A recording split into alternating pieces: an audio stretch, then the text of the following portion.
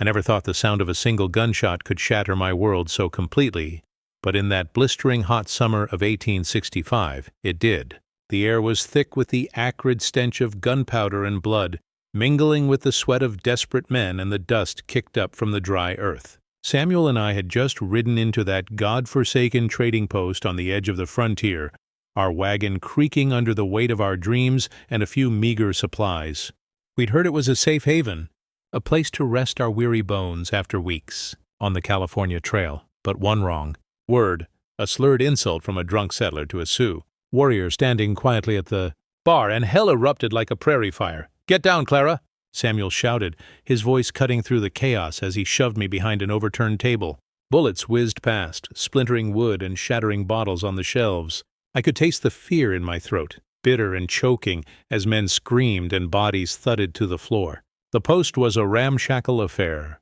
Walls of weathered logs that had stood too long in the relentless sun, now pocked with holes from the frenzy. Outside, the Sioux camp stirred like a hornet's nest, their shadows flickering in the dying light of dusk.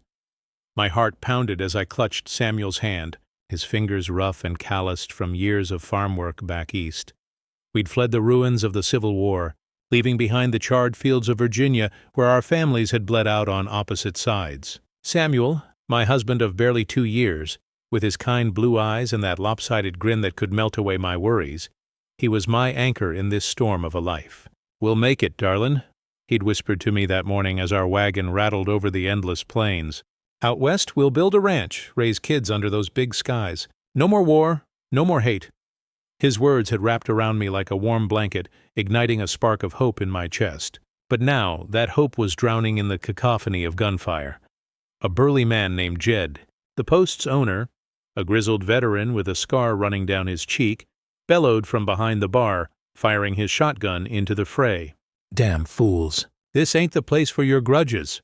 But it was too late. A young settler, barely out of his teens, lay crumpled nearby, his eyes wide and unseeing. And then there was the Sioux elder, Tall Grass, who'd come in for trade, his dignified face now twisted in pain as he clutched a wound in his side. I'd seen him earlier, exchanging furs for ammunition, his presence a quiet reminder of the fragile peace on this lawless land. Samuel leaped up, his revolver drawn, trying to shield me. "Stay low, Clara. I got this." But a stray bullet found him first, slamming into his chest with a sickening thud. He staggered, blood blooming across his shirt like a crimson flower. "No!" I screamed, the word ripping from my soul as I crawled to him, ignoring the bullets that grazed the air above me. His body hit the floor and I cradled his head in my lap, my hands slick with his lifeblood. "Samuel, please, don't leave me." His eyes met mine, filled with a love so fierce it broke me. "Love you. Always," he gasped, his voice fading like the last echo of thunder. Then nothing. His chest stilled, and the light in those blue eyes dimmed forever. The world blurred through my tears as the shooting tapered off, leaving only moans and the distant howls of coyotes. Jed hauled me to my feet, his rough grip steadying me. "Girl, you gotta get out. Them Sioux won't forget this, and neither will the law, if it ever shows up." He shoved a satchel of supplies into my arms, his eyes haunted. "Take the back trail. Head west. Don't look back." I nodded numbly, stumbling out into the night, the metallic tang of blood clinging to my skin. The stars mocked me from above, cold and indifferent, as I mounted our lone horse and fled into the wilderness. Samuel's blood stained my dress, a cruel reminder that our dreams had died with him. Days blurred into a haze of grief and survival. The California Trail had promised rebirth, a chance to escape the war's shadow that still loomed over the east. Back there, cities rebuilt from ashes, but the scars ran deep. Brothers turned against brothers, families torn asunder. Samuel and I had dreamed of staking a claim in the golden valleys of California, where the land was wild but forgiving to those bold enough. Yet the frontier was a beast, devouring the weak with its endless plains that stretched like an ocean of grass, and mountains that clawed at the sky. I'd whispered my fears to Samuel under starlit nights, my head on his shoulder. "What if we're not strong enough?" I'd asked. He'd kissed my forehead, his lips warm. "Together we are, Clara. You're my heart, my everything." Now, alone, those words haunted me like ghosts in the wind. I rode aimlessly at first, the horse's hooves pounding a rhythm that matched my breaking heart. Memories flooded me. Samuel's laugh, deep and rumbling as we danced around campfires, the way his hand fit perfectly in mine, the promises we'd made in stolen moments. "I'll build you a home with a porch facing the sunset," he'd said, his eyes sparkling. But now that future was ash. Grief clawed at my insides, a raw ache that made every breath hurt. Why him? Why us? The questions looped endlessly, fueling a fire of anger and despair. Then came the storm. It rolled in from the north like a vengeful spirit, dark clouds swallowing the sun, wind whipping dust into my eyes. Thunder cracked overhead and rain turned to sleet, then snow, unseasonal and brutal in this high country. My horse faltered, slipping on the slick ground, and I dismounted, leading him through the blinding white. "Come on, boy," I muttered, my teeth chattering. The cold seeped into my bones, numbing my fingers as I stumbled over roots and rocks. Visibility dropped to nothing. I could barely see my hand in front of my face. Panic rose. Lost in this whiteout, I'd freeze before dawn. That's when I found him. Huddled against a gnarled pine, his form barely visible through the swirling snow, was a man. A Sioux warrior, by the look of his beaded moccasins and fringed buckskin. Blood soaked the ground beneath him, dark against the white from a deep gash across his thigh. His dark hair matted with snow, his face etched with pain, but his eyes, sharp, obsidian black, flickered open as I approached. Fear surged through me. Stories from the trail whispered of raids and scalps, of the savages who roamed these lands. But something deeper stirred. Compassion, perhaps, born from my own loss. He was human, bleeding, alone like me. "Can you hear me?" I whispered, kneeling despite the instinct to run. He murmured something in his tongue, guttural and unfamiliar. But the plea in his voice was universal. His hand trembled as he reached out, not in threat, but surrender. I tore strips from my petticoat, the fabric ripping with a sound lost in the wind, and bound his wound as best I could. He winced, but didn't fight, his gaze locking on mine with an intensity that sent a shiver down my spine, not from cold, but something else. Gratitude? Or the spark of a connection forged in desperation? As the storm raged on, we sheltered under the tree's meager branches. He nodded thanks, his voice low. "Wopila." I didn't understand, but the word felt like a bridge across the chasm between us. My mind raced. Who was he? A scout? A fugitive? The questions built a wall of curiosity, even as grief for Samuel threatened to pull me under. In that moment, tending to this stranger, I felt a flicker of purpose, a way to honor Samuel's kindness. The storm broke at dawn, leaving a world blanketed in white. The warrior, Running Wolf, as I later learned his name meant in English, struggled to his feet, testing his leg. He gestured westward, his movements fluid despite the pain, and I followed, drawn by an inexplicable pull. We shared no words at first, but his presence was a silent anchor, his broad shoulders cutting through the snow like a promise of strength. As we trudged on, the landscape shifted to a swollen river, fed fat by the melt. The water roared, icy and unforgiving, cascades crashing over rocks like thunder. "We can't cross this," I said, my voice trembling as spray misted my face. The current looked lethal, capable of sweeping away everything in its path. Running Wolf met my eyes, his expression calm, resolute.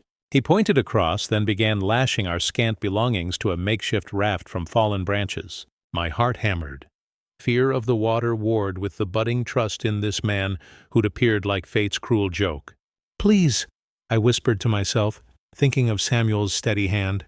But Running Wolf took my arm gently, his touch electric, warm against the chill. "We go," he said in halting English, his voice deep like rolling thunder. We waded in, the cold biting like knives through my boots.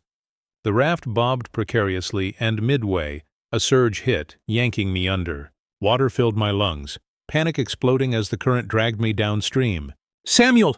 I gasped instinctively, but strong arms encircled me. Running Wolf, pulling me back with raw power. His muscles strained, veins bulging under sun-bronzed skin, as he hauled us both to the far bank. We collapsed in the mud, gasping, our bodies pressed close for warmth. "Thought I was gone," I admitted, tears mixing with river water. He touched his chest, then mine, a gesture that spoke volumes. Strong heart. In that instant, amid the rush of survival, I felt a stir, a forbidden warmth, the first crack in my mourning armor. Who was this man, piercing my grief with his quiet valor? But peace was fleeting. As dusk fell, shadows stirred in the trees. Outlaws, 3 rough men on horseback, their faces scarred and eyes hungry. "Well, looky here," the leader snarled, a toothpick dangling from his lip. "A white woman and her redskin pet. Hand over what you got, or we'll take it the hard way." My blood ran cold. In my satchel, unknowingly, I'd carried a small locket from Samuel, a family heirloom, engraved with a map to some old mining claim. The leader's eyes gleamed as he spotted it peeking out. "That's the trinket we're after. Boss says it's worth a fortune." Running Wolf moved like lightning, his fist connecting with the leader's jaw, sending the gun flying. A shot rang out, grazing the air, and chaos ensued. He drew a hidden revolver, perhaps scavenged from the post, and fired with deadly precision, dropping 2 bandits in a blur of smoke and recoil. His stance was pure frontier grit, muscles rippling under his shirt, eyes cold as steel, a embodiment of the wild masculinity that tales romanticized. I grabbed a branch, swinging it at the third, cracking his skull with a thud that echoed my pounding heart. They fled, cursing into the night, but the leader's words lingered. "This ain't over. The map's ours." Adrenaline coursed through me as Running Wolf checked me for wounds, his hands gentle yet firm. "You fight good," he said, a rare smile cracking his stoic facade. My cheeks flushed, not just from the fight, but from the way his gaze lingered, stirring emotions I wasn't ready for. Guilt twisted in my gut. Samuel's memory was fresh, yet here was this warrior, awakening parts of me I'd thought dead. What was this map? Why hunt us for it? The questions built suspense, a web of intrigue pulling me deeper into this alliance. Our path led into denser forest, where danger lurked in every shadow. Night fell heavy, and a low growl shattered the silence. A massive black panther, eyes glowing like coals, stalking us through the underbrush. It was no mere beast. This cat was a predator supreme, its claws raking bark as it circled, more lethal than any bear in its relentless pursuit. My scream caught in my throat as it lunged, jaws snapping. Running Wolf shoved me aside, his knife flashing in the moonlight. "Run!" he barked, but I couldn't leave him. The panther pounced, tearing at his arm, blood spraying. He wrestled it with primal fury, muscles straining, a roar escaping his lips that matched the beast's. I fumbled for the revolver, firing a shot that grazed the cat's flank, sending it yowling into the dark. We slumped against a tree, breathless. His wound was deep, but he tore his shirt to bind it, his chest heaving. "Why save me?" I asked, voice soft. He looked at me, vulnerability in his eyes for the first time. "You saved me first. Now we bound." His words hung in the air, heavy with unspoken promise. As I tended his arm, our fingers brushed, igniting a spark that terrified and thrilled me. In the quiet aftermath, under a canopy of stars, I felt the pull, a romance budding in the wilderness, defying the prejudices of our worlds. Samuel had been my safe harbor. Running Wolf was the storm that could remake me. But with outlaws on our trail and secrets unfolding, could we survive long enough to explore it? The forest seemed to close in, whispers of wind carrying echoes of pursuit. Back at the trading post, I'd overheard Jed muttering about a ruthless land baron named Harlan Crowe, who coveted old claims to expand his empire. Was he the boss behind the bandits?